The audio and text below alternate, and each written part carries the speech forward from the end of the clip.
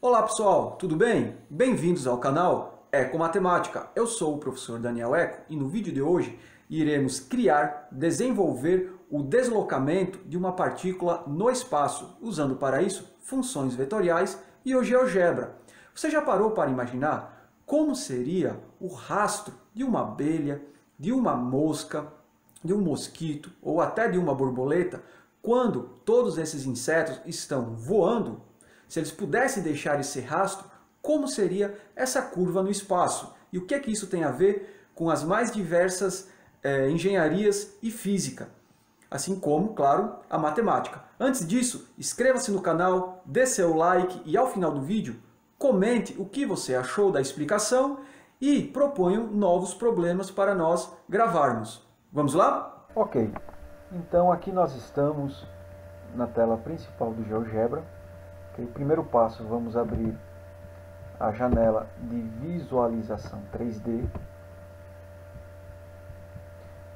Volta a clicar aqui na janela de visualização 2D para aparecer o ícone onde iremos gerar um controle deslizante. Ok? Vou nomear esse controle deslizante de T. E a variação dele será de menos 20 a 20. Você pode optar pela variação que você quiser. Aqui em animação, também vou diminuir a velocidade dessa variação, ok, para o processo ficar mais lento. Então geramos, posso variar esse controle deslizante tanto com o cursor do mouse, aqui na janela de visualização 2D, ou dando um Start aqui no lado esquerdo também. Ok, pessoal? Ok. Então, o que é que nós queremos construir? O deslocamento de uma partícula no espaço. Essa partícula, ela pode representar um inseto se deslocando no espaço. Uma abelha, uma borboleta. Ok? Agora imaginemos que esse inseto pudesse deixar o rastro por onde ele voa. Nós teríamos o que chamamos na matemática uma curva no espaço. Ok? Uma curva no espaço. Quando se inicia o estudo de funções vetoriais, normalmente nos livros de cálculo, nós temos já a função vetorial que gera a curva e a curva já desenhada de forma estática. Então muitas vezes não fica claro para o aluno como essa curva foi gerada. E é isso que nós vamos fazer aqui. Nós vamos construir a curva ponto a ponto. Por isso que construímos esse parâmetro.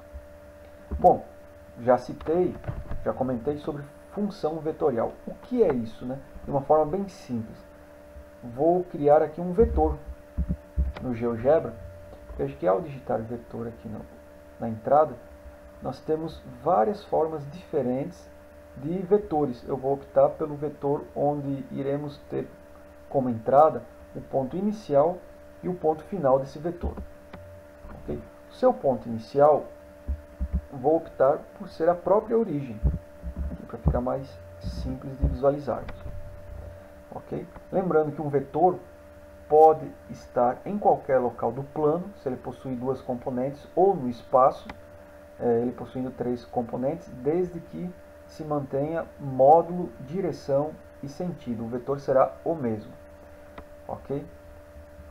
E uma vez um vetor no espaço não estando centrado na origem, para centrá-lo na origem, basta fazer o ponto final menos o ponto inicial. Bom, então como o meu ponto inicial já é 0, 0, 0, já é a origem, o ponto final também coincidirá com as componentes do vetor.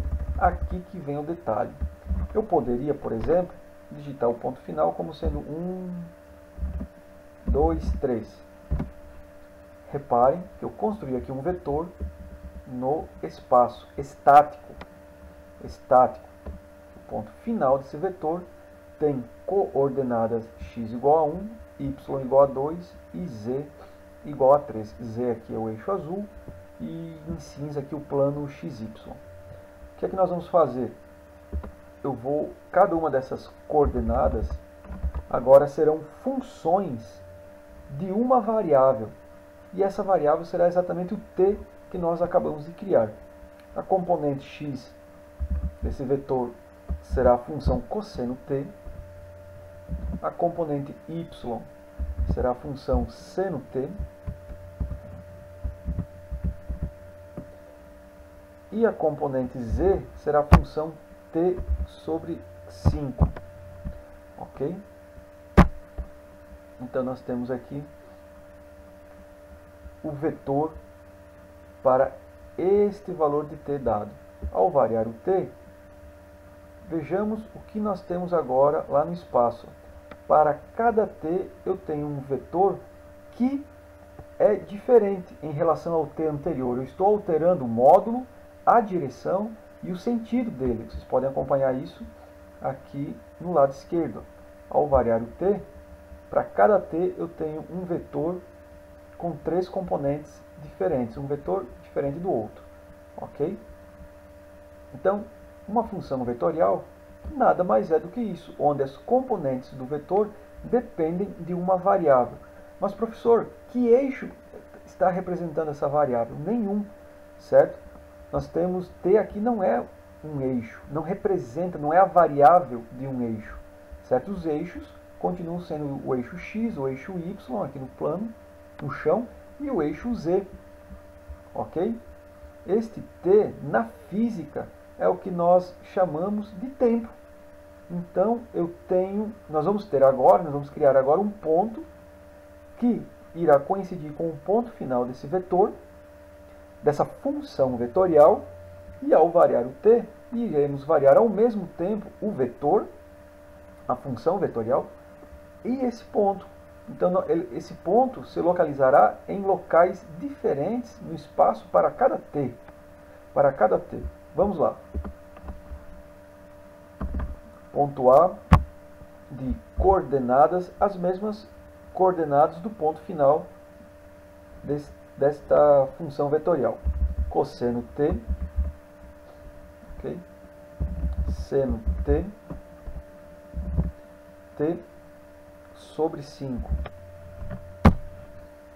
Então, volto para cá.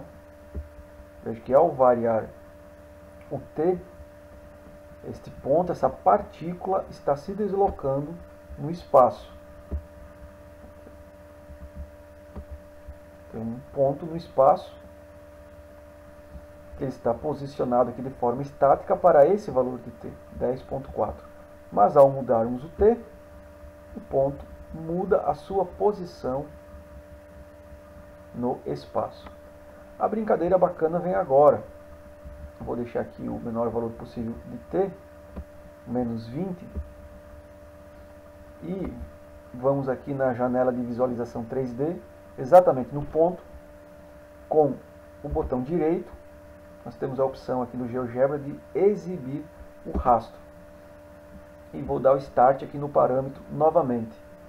E aí nós vamos ver para cada t, aonde que esse ponto se localizará e ficará o rastro. Imagine a abelha voando, deixando um rastro. É isso que nós vamos ter agora. Ok? Então, o ponto está se deslocando para cada t, para cada instante t, podemos falar assim. E depois de uma certa variação, de um certo intervalo de variação, nós temos aqui uma curva no espaço. Essa curva não contém área, não contém volume, certo? Não existe, mas ela tem um comprimento que poderá ser calculado posteriormente, né, com integrais. Então, o que acontece muitas vezes, nós pegamos um livro de cálculo e nós já encontramos a função vetorial no livro de cálculo 3, no assunto funções vetoriais, de forma estática, e a curva aqui de forma estática. Mas, poxa, como essa curva foi gerada? O que quer dizer esse t? O que é isso? Pronto, acho que as coisas estão começando a ficar mais claras agora. Vamos fazer novamente. Vou mudar aqui a cor do ponto.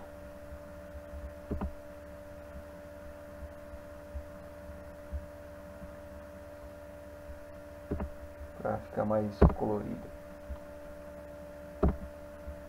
Então aqui podemos representar o deslocamento de um inseto no espaço. Veja que nós estamos gerando uma curva, essa curva muito famosa, muito conhecida, uma espiral, né? Uma mola. E esta mola possui características interessantes, como por exemplo, repare que se você olhar de tal forma que o eixo Z está saindo da tela do computador, nós estamos vendo aqui uma circunferência. De fato, veja que a componente X e a componente Y são cosseno T e seno T, que geram uma circunferência. Como nós também estamos variando T, na componente Z, a componente Z, perdão, também depende de T, então eu tenho a construção, a variação também aqui em Z.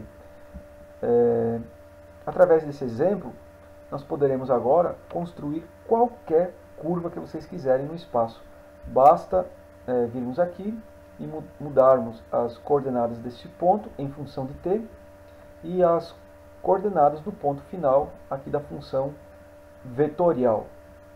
Ok, pessoal? Espero que tenha ficado claro. Não deixem de comentar o vídeo, coloquem as suas dúvidas e deem o seu like para produzirmos mais vídeos bacanas através das perguntas de vocês. Valeu? Até mais!